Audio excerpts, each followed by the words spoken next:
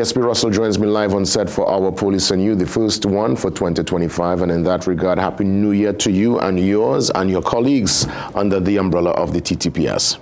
Thank you. Firstly, let me say good morning to Trinidad and Tobago on behalf of the Commissioner and the Executive of the Trinidad and Tobago Police Service and all the members of the rank and file. We want to wish the citizens of Trinidad and Tobago a bright and prosperous and crime-free 2025. That's right. I mean, that's on everybody's wish list, believe you me. We know everyone needs to be on the same page. We need to work in tandem to make this happen. And I recognize there is a massive presence now. You know, officers are out and about. What do you say to those who are suggesting, listen, this could have been done without this calling of a state of emergency, this extra presence, this visibility we are seeing that was obviously mandated by this SOE that was called last week? Well, we have to first throw our minds back as to what would have inspired the SOE. Yes, we had the murders happening, but the SOE was called, now the police cannot call the SOE, but based on information and intelligence gathered and passed on to the hierarchy of the government of Trinidad and Tobago, we saw it as a national security threat to avoid all-out gang warfare based on an occurrence that happened in the vicinity of Besson Street Station recently. Coming out of that, there was a reprisal that saw 5 persons meeting their demise. And I mean, so it would have been 6 persons in less than 24 hours. Statistics shown in the media as well would have been covering the increase in the murder rate for the December 2024 month. We could not have gone along any further in that state. But I know we would have seen mass shootings last year. We go back to Harp Place, we go back to Cocorit. We didn't really see that response for those mass shootings. What made this one a bit different? Well, what the public doesn't know that in Cocorit, I being a member of the Western Division, we establish a constant patrol, a static patrol more or less, in that Cocorit area every single living day. We are guided by the statistics. We are guided by the statistics coming out of CAPA, the Crime and Problem Analysis Branch, that shows us and dictates us how we deploy our resources. It also happened in Scorpion and Carnage, where we have a constant static with respect to that. But we know drastic times call for drastic measures. And we are entering another period, the carnival period, where persons are out there going about their threatening lives and stuff like that. Life goes on as it continues in Trinidad and Tobago. But we want to do something even more. Hence the reason of the state of emergency. Now, what the state of emergency did for us, when you look at the regulation 240, the legal notice 240, it gives us certain powers that we may not have necessarily had in a regular state. So we now have the power to enter our premises without a search warrant. So for instance, if the information coming to hand is what we call for wanton term hot. Hey, somebody not running the house that they have 2 firearms with them. We no longer have to go by JP and line up, swear an affidavit and stuff like that, and engage in all the processes to obtain a search warrant to go to that house. We could go there, seize the firearms, arrest the person. So these raids and the exercise that we will experience in the weeks ahead will all be intelligence-driven? Of course, the police service is very much intelligence-driven, and you know, we have been gathering information and intel and stuff like that, and we focus on something called precision policing, and we look at proactivity, presence, prosecution, intelligence. So intelligence is something that we utilize daily. What is intelligence? Intelligence is not just information.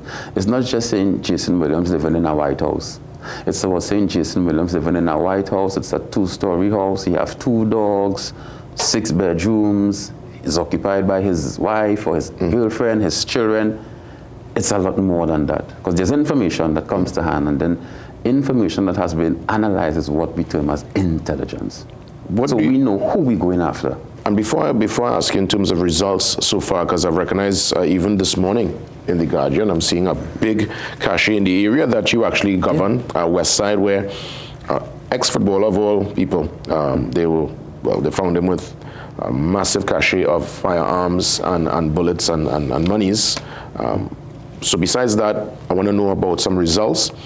But really quick, what do you say to those people who, there's this perception, and I'm sure you heard it, people feel that, this is an opportunity for officers to advantage people and to run in unjust and to take out certain vendettas on people they don't like. And let me firstly inform the public that we are nowhere here to trample on your constitutional rights. You will be treated with dignity and respect. The average law-abiding citizen must understand that they are not the targets of the SOE. The SOE is a special, it is intelligence-driven. We know the persons that we're looking for, the robbery offenders, the shooters, the murderers, the kidnappers, the people who are involved in home invasion, armed robberies. We are looking at those persons involved in serious crime to arrest and detain. And we could detain them for 48 hours and an additional 7 days, providing that we have a conversation with the magistrate or a police officer, senior, not below the rank of assistant superintendent, could give that an additional go-ahead to hold him for an additional 7 days whilst we continue that inquiry. So we are nowhere here to trample. Hence the reason there's no curfew. We don't want to bring the economic activity to the country to slow anymore. We don't want that. So we want you to go about your daily lives, but be mindful, be vigilant, be aware.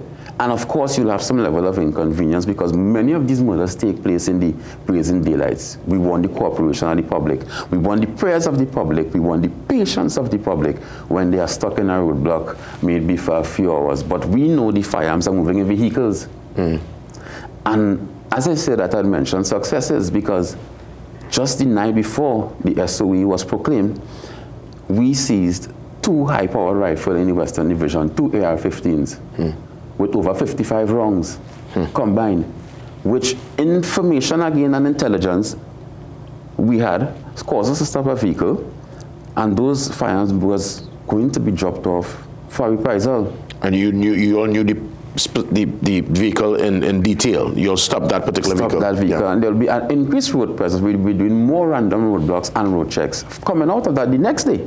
So we seized 2 the night before. We seized a pistol the next day, which was the 30th, and on the 31st, we seized 5 firearms. Let me tell you, every gun that's off the street is a win.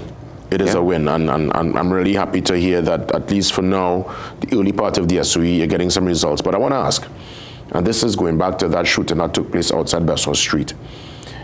To me, that was the ultimate disrespect.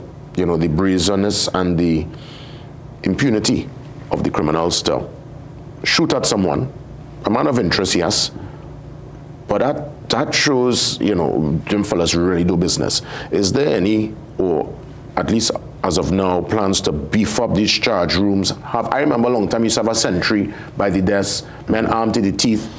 What's going to be the strategy at all police stations so that this is understood that this is not something that normal and can happen again? Well, as far as practicable, we are posting sentries, which is something under our regulations that we ought to do.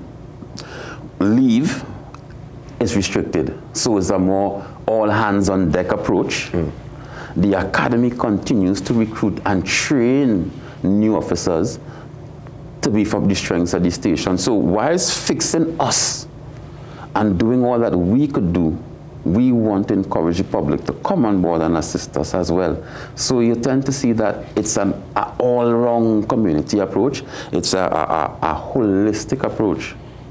So we're not just looking at just being out there, but we're looking at increasing the strength, getting more vehicles, getting more resources, getting the bulletproof vests. All these things are on the way to make the police service a better place. I'll give you the final word. Just again, your wishes and your greetings to Trinidad on this 2025, this new year. Well, I want to just tell the public, just have patience with us.